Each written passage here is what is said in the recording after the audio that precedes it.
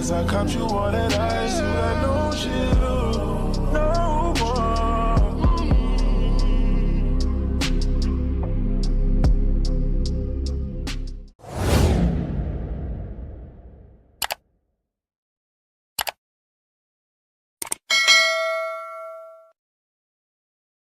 This right here is showing that a huge percentage of y'all that watch my videos ain't subscribed. So make sure y'all subscribe, like, and comment. And don't forget to watch the whole video all the way through. And feel free to go watch some of my other videos so I can get my watch hours up and get paid from YouTube. Yo, what's good? Top of the Kingdom. It's your boy Big TTK. We're back with another video. Today we're gonna be reacting to all the David, you feel me? The David stuff. Obviously I've been tuned in. I've been seeing a lot of shit, but we're gonna react to all of it together. You know what I'm saying? I haven't talked about it, so you're gonna hear me speak on it. You know what I'm saying? Give you my thoughts and stuff. Make sure I subscribe, like, and comment. Let me know what else y'all want to see. Got more uploads coming real soon. I ain't gonna lie. Had to take a little break, but I got y'all.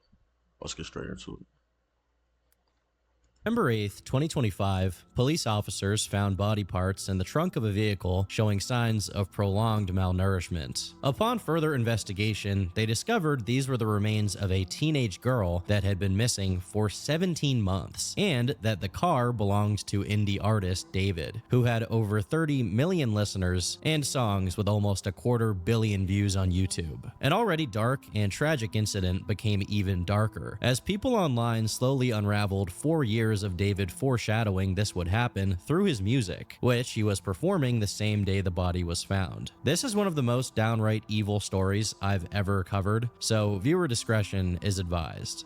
All the way back in 2018, 13-year-old David Anthony Burke was a homeschooled kid with not just a normal family, but an unusually well-to-do family unit. His parents were still together, had a strong religious background, and were well off financially, as his dad was a regional litigation support I'm not gonna lie, it really makes you think what goes through a person's head, cause it's like he look normal, you feel me? He got two parents, you feel me? He got a full, you feel me? He got a good life, you know what I'm saying? And but he was like he desired a child, you feel me? And allegedly had a baby. I don't know, but that's what you feel me? That's what I've been seeing. But like the point is he desired a child. You feel me? Had relations with this child and then murdered this child. For what? You know what I'm saying? Like it makes you think what goes through a person's brain. Like and you got a good like you feel me? It just makes you it could be anybody, gang. You feel me? Like I don't know why. Like bro, I don't know why your brain was fixated like that, but you feel me? You just desire a child and all this, you know what I'm saying? And I guarantee you by the end of this, you feel me? You'll realize that it shit happened way before the music. I guarantee you he was like this before the music.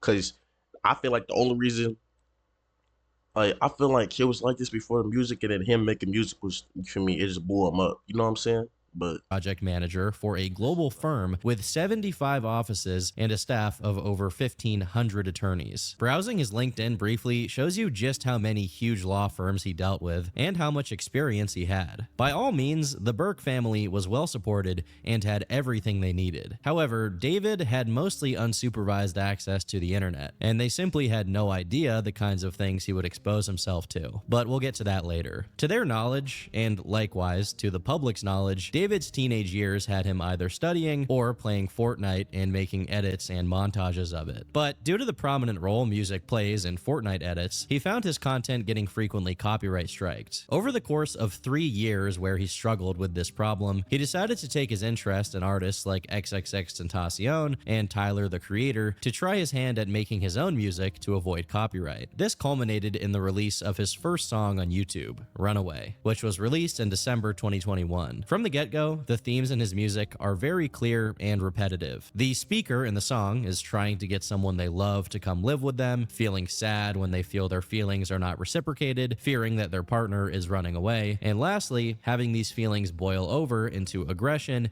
and a jealous anger. In a song from February 2022, he says, "I look into your eyes and I can see right through your lies. I think we both know who dies here. You can't leave the past behind. You're the only one that lies here." In another song from just just 1 month later, he has the phrase "save your tears 7 years" in the chorus. And I think at this point it's necessary to introduce you to David's alleged victim for legal purposes. Celeste Rivas Hernandez, born on September 7th, 2010, meaning in early 20. That's just like what I was saying, bro. Like when bro, the energy you get out the state, the things you put into this world is the things you already have, but the things that you have been like that, the shit you receive. You feel me?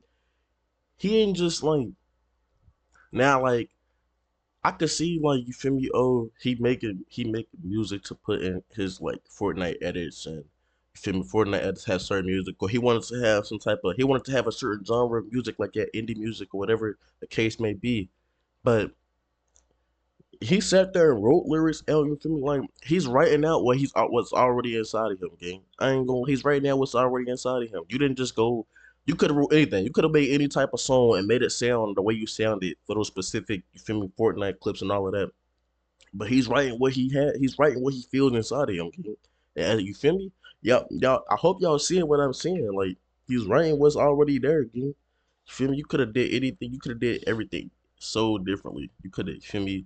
You didn't even have to. You know what I'm saying? Those lyrics is crazy. 2022, she'd have been 11, 7 years away from being 18. Meanwhile, David would be 17. While no one had any reason to suspect anything at the time, the contents of his music only became more concerning. Over his next 2 songs that are almost follow-ups to one another, the narrative David is describing goes from just needing a friend to a song called More Than Just Friends, where he says, "I told you keep it 10, or you'll end up dead." Pieces put together like a puzzle. Over the next 8 songs, this narrative is mostly maintained, with David talking about being sent into jealous frenzies and obsessively sending whoever he's talking to hundreds of messages, while occasionally saying things like "trying to kill you slowly" and "we're gonna die tonight." As much as it's pretty commonplace for these themes to appear in this kind of music, it often seemed like David was being a bit too oddly specific about his subject matter. This is even more the case when you factor in the kinds of things he was tweeting at the time, such as, "When I was writing this, I got a notification from you, as you were talking about wanting to be with your mom and your sister again. Take me where I belong, but your circumstances won't allow us to be in our ideal situations. We gotta push through it, bro." It's one thing for there to be odd lyrics, but this is just him talking on a tweet about how someone needs to push through their wishes to be with their mom and sister again. While the post he was replying to there is now gone, there is a Wayback Machine snapshot of what the original exchange was. In it, David, with his old handle, Ant Part 2, is replying to someone named 6K4TE, who says,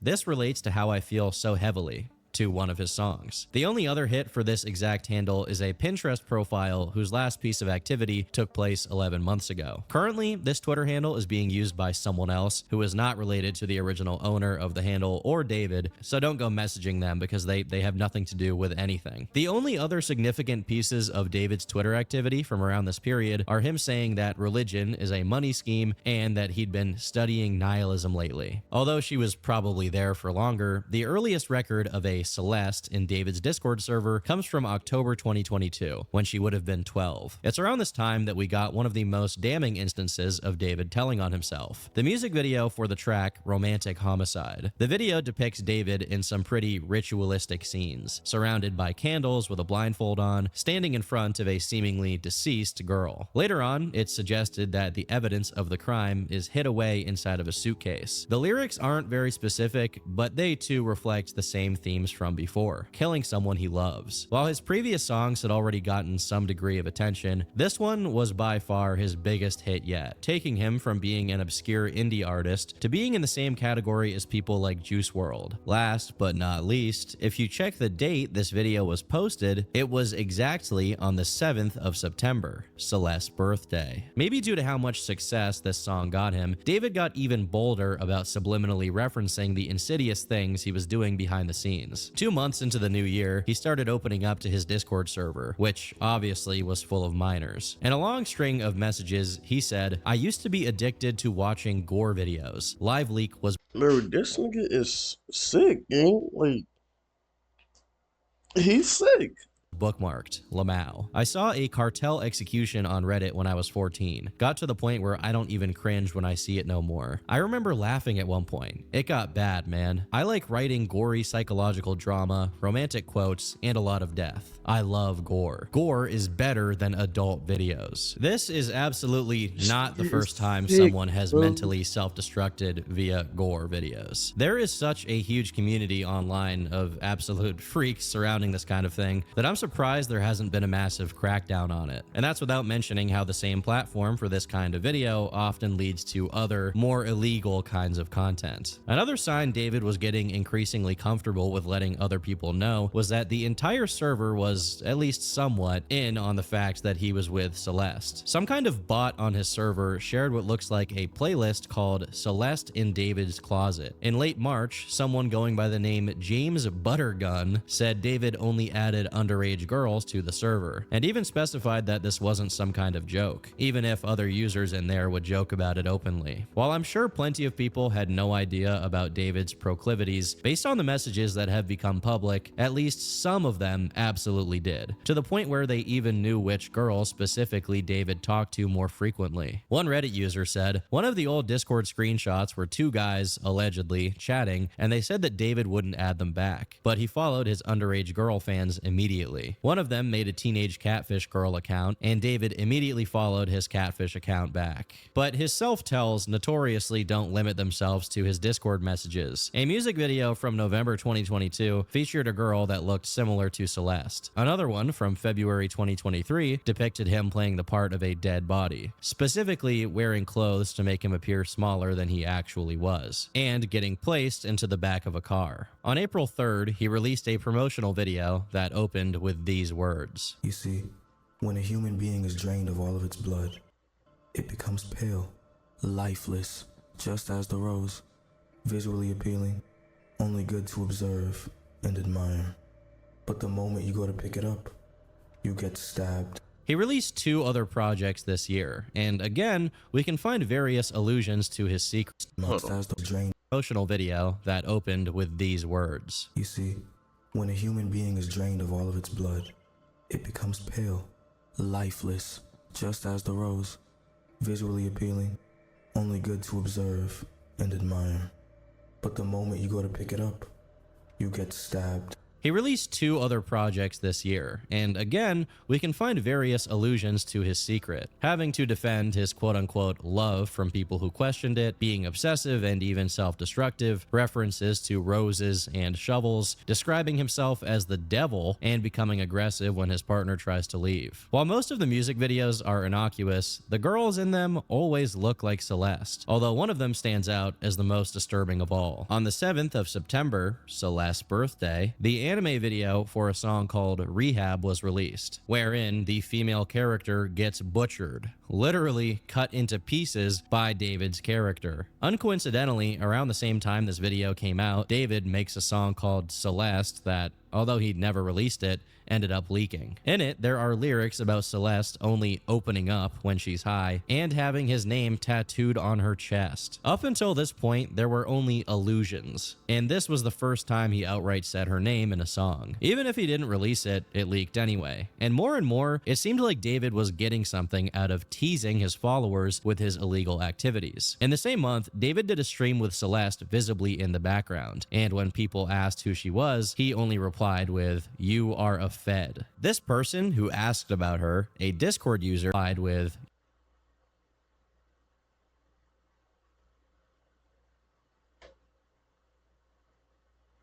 "You are a Fed." This person who asked about her, a Discord user called Lamp, was then threatened by David, who said, "Wallahi, he's finished. I know what he leaked already. We're literally preparing to sue him, Lamau. Lamp is about to owe $30,000. Legal team going bonkers right now." How confident can a guy be that he's threatening to get legal with someone as they literally have a picture of him with a 13-year-old girl? To make matters worse, for the whole year of 2023, he was actively looking for other minors minors to do the same thing to, as he had been caught DMing girls well under the age of 18. In January 2024, he made a post on TikTok with a bunch of Hello Kitty gear, and when someone commented asking David to adopt them, David replied, tagging an account that was clearly an alt, saying, "Should we?" This account had little to no activity, but was listed as having Celeste's birthday, meaning it possibly belonged to her. But besides this post, David was less explicit about his criminal involvement with Celeste in his music. But that doesn't mean the situation was getting any better. Quite the opposite, actually. In mid-February 2024, a Facebook user by the name of Dora Hernandez made a post which read, "Celeste Hernandez is my niece. She's missing this morning and didn't get to her classes in Lake Elsinore, California. She is 13 years old. If anyone has seen her, please contact me or her parents, Mercedes Martinez, or call the police." Immediately after, Celeste's mother, Mercedes, also made a post asking for help, and the efforts to locate her waged on for the next few days, coming from multiple family members and acquaintances of her. However, about 5 days later, Mercedes made a currently unavailable post that was replied to by the rest of the family, with things like, "Thank God our prayers have been answered." And in another exchange, a redacted person said, "She came home last night," which leads me to think that she was found around the 20th of February. Right around the same time, David was posting more frequently about some Hello Kitty girl, which absolutely meant he was talking about Celeste, as she was known to like Sanrio merch. In a confusing turn of events, within 2 months, Celeste was once again announced to be missing, seen the last time on the 5th of April wearing Hello Kitty sandals. This has led some people to theorize that some members of her family knew that she was with David and were okay with it, and that others weren't and continued to press for her to come home. Ultimately, we don't know the exact details of how this all went down, but the fact that she was with David is an absolute certainty. On his Discord server, it was widely acknowledged that they were now officially dating, and some people even knew that his girlfriend was the missing girl, Celeste Rivas Hernandez. This person, Ponzalo, is one of the first people to call David out on it, and in other messages, he said, "David took my little sister's friend to LA to bang in his house while she's 12. Did y'all know David likes kids? I want to tell everyone about how David is a creep." As far as I know, besides Ponzalo, the only other person to be going after David over this was a random TikTok commenter called Robin River in February 2024, when Celeste went missing for the first time. Among those who were familiar with David, it was simply common knowledge that he had basically kidnapped this girl. Adding insult to injury, he streamed with her on Twitch, and although she was wearing a hoodie and big glasses, it was clearly her. At some point during it, this moment happened. I media trained you. No, you didn't. That's controversial. It's controversial of kids. Really good. Okay, It's bye. been a good. She said trained you. what? No, you didn't. That's controversial. It's controversial of kids. Really good. Okay, It's bye. been a good one. Bye. Bye, guys. Mwah, mwah, mwah, mwah, mwah. Oh my! Delete everything. Delete everything. Everything goes. Everything goes. Everything. He was basically flaunting one of the most egregious crimes imaginable for hundreds of people to see, all while being world famous. In TikTok posts and Instagram stories, he hints at basically paying her to stay with him. Around April 2024, when she was reported, he hints at What?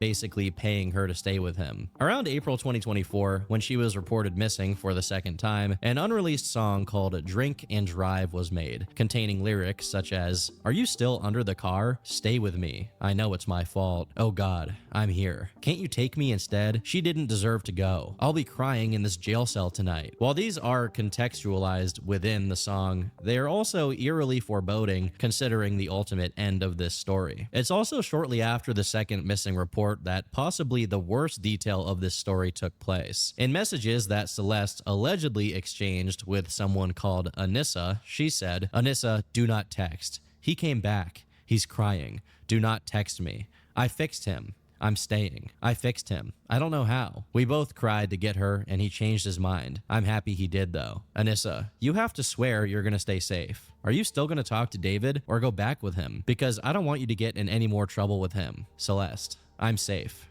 No, I'm not. Now, I've already made a disclaimer. Stay safe. Are you still going to talk to David or go back with him? Because I don't want you to get in any more trouble with him. Celeste, I'm safe. No, I'm not. Now, I've already made a disclaimer earlier, but either way, I'm gonna paraphrase instead of straight up reading the following messages due to how vile it is. To sum it up, Celeste said that she has bled as a consequence of something that happened with David, and just a couple of messages later says that she was also pressured into being with someone else by the name of Gus. Almost equally concerning is that David began saying in interviews that once he put together enough money, he planned to move to some remote island completely off the grid. Specifically, he noted he'd do this in about 4 years, which is when Celeste would be turning 18. Whatever his ultimate plans for her were at this time, they were clearly developing in scale. His dedication to this secret objective of his was to the point that, according to Instagram user Chandler OTD, David had begun paying people off to keep their mouths shut about him being with a minor. And there's even a picture of what appears to be him doing it in some parking lot. Someone else on Reddit by the name of Alpha Tango Cheesecake made similar claims, saying, "This guy is a creep from what I've heard. My sister, who is now in 9th grade, told me that he was dating an 8th grader and she would go on trips with him to LA. They're all in 9th grade now,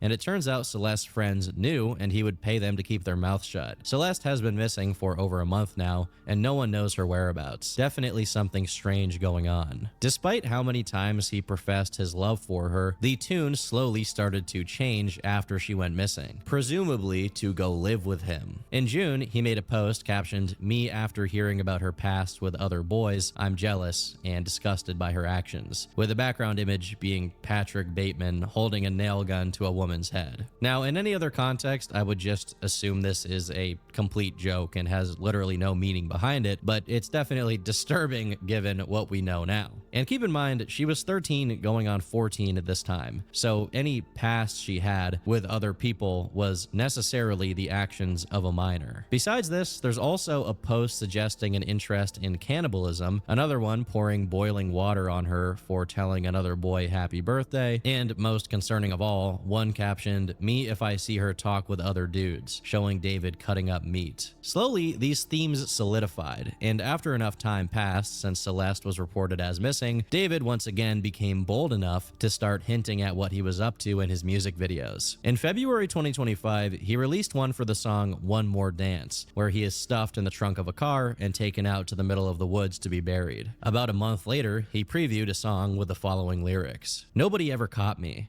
but I spoke too soon in the back of a police car. I forgot whatever I knew. I ain't telling nothing. Do the same if they ask you about her." Despite how much this sounds like he's just talking about his plans for Celeste, in the context of the rest of the song, he's talking about something that took place in November 2016. But as far as is publicly known, there's no signs he committed any kind of crime back then. I should note, however, that he has one other song where he says, "You wouldn't believe what I did as a kid back in 2016. So given that David has the proclivity to basically tell on himself in his music, people should start giving real consideration that he may have actually done something in November 2016. Now, before I fully get into all of the allusions David made to his eventual crime through his music, I'd like to give attention to an interview he gave in late April, where he said this. Yeah, man, romantic homicide was just like, I wanted to feel what the other kids were feeling like.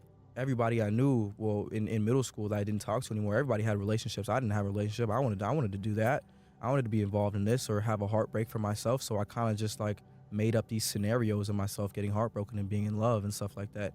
And I would write songs about things that never happened. Given he was born in 2005, 2016 is right when he'd be middle school aged, exactly 11 years old. I think this is relevant not just because he's made multiple references to having done something in 2016, but also because whatever this something may have been, it's a significant part of why he later on went after Celeste, also when she was 11. Now, to cover his music, there are more suggestions that Celeste was now refusing to say she loved him, and some of the lyrics became quite ominous, such as, "He might have you, but I've got your ghost, and we both know that's the real you, and God knows it's true. I love you the most, but we both know what I have to do. Eyes looking right through me. Why can't I hear your heartbeat? Dance with me under the moon above. Let us keep this perfect memory." This is probably one of the most dense set of lyrics yet, as the main theme here is one that's a pattern among many serial killers. The idea that killing someone somehow attaches them to you in a subservient role for eternity, with some of them, like the cannibal Jeffrey Dahmer, even considering it a kind of romantic intimacy. Ed Kemper even called his victims his spirit wives. Given David's documented interest in that kind of macabre culture, it would make perfect sense for him to have developed this same kind of sick delusion surrounding Celeste. Secondly, the mention of the moon is relevant because in 2025,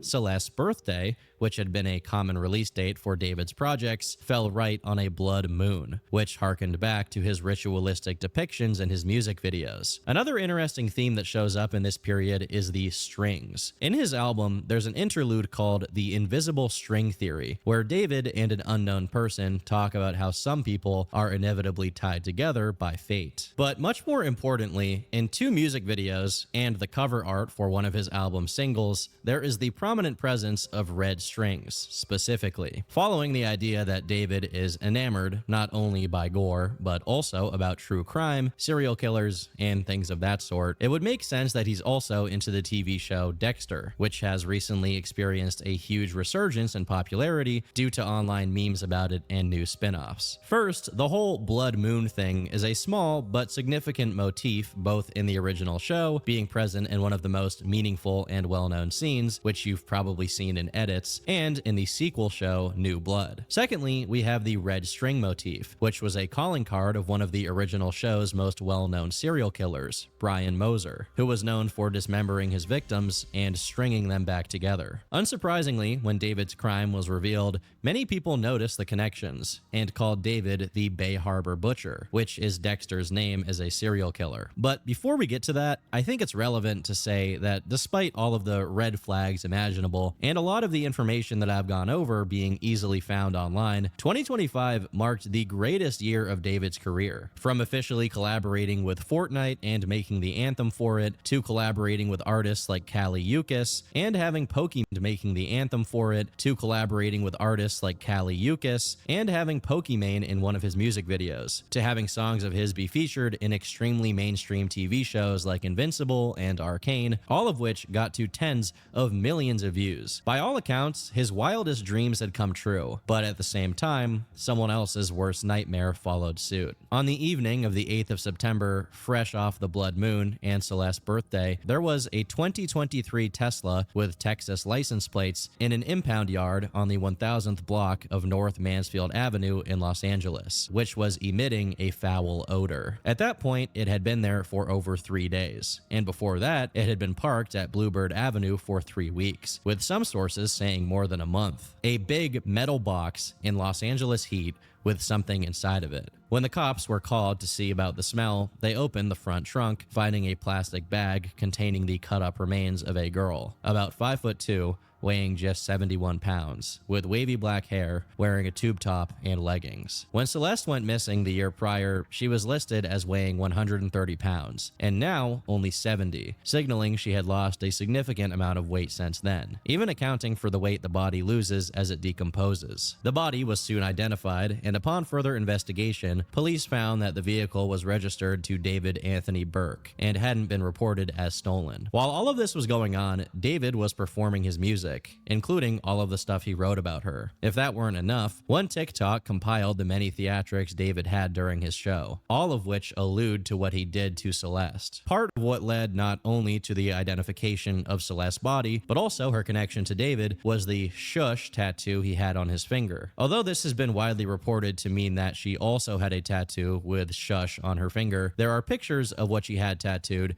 that just looks like David's name in red. Again, this is another sign of what kind of dynamic they had. While she had his actual name on her finger, he only had an expression for secrecy and silence. Additionally, another connection made by people on Reddit is that the original location of the Tesla with Celeste's remains before it was towed was just a little over 100 yards away from where he used to live in Los Angeles, and his place has since been investigated by the police. David's future shows were promptly canceled, and he's been described as fully cooperative with law enforcement, although he hasn't been officially listed as a a suspect or even a person of interest. One of the first people to speak out publicly about what had just been uncovered was Celeste's brother, Matthew Hernandez. According to NBC LA, Matthew said that family members who still live in Lake Elsinore knew that Celeste knew David, and that Celeste's disappearance took place when she went to see a movie with him. Simultaneously, to someone who decided to contact him on Instagram, Matthew said, "Yes, it was David. I met him once in person. I knew about him taking Celeste and went to the police about it, but lack of evidence, so it was waved off." Even then, they don't do anything. They haven't even done anything towards him. She was always saying that he was waiting until she was 18 to get married and stuff like that. My sister wouldn't say anything, ever. Please send me more if you know. I never knew about the Discord server. I wish I would have known. I could have used this. I don't even have Discord. Matthew then sent a few previously unreleased pictures of Celeste and confirmed the authenticity of the text message exchanges where Celeste identifies someone else who had been with her. But Matthew remarks that this Gus person has since been shot dead. Someone else who came forward was a friend of his and former teammate from when David was still a Fortnite player. I think most of you all know I've known David for about 3.5 years. And the internet knows a 15-year-old girl was found disconfigured in the front of his car. Can't even say 15 because she was 14 when she passed. For those who don't know, David used to be a professional Fortnite player in the team that I was leading, Limit. Back then, I used to make music on my computer. He didn't have a good computer, so I told him about BandLab, and he started making music, and it completely popped off. And David, even before and after fame, he's always been a really, really nice person, like a little bit too nice, like comically nice. And for those who've been following me for a while, you know I used to have this ongoing joke over and over and over again about me dissing on David and us having like fake beef. Literally a year ago today, I posted, "The enemy, no, the enemy is David." And I would always make comments just hating on him because I thought it was funny to portray, I'm jealous of him. It should have been me. And flash forward to today, this is absolutely disgusting. He has known this girl since she was either 11 or 12.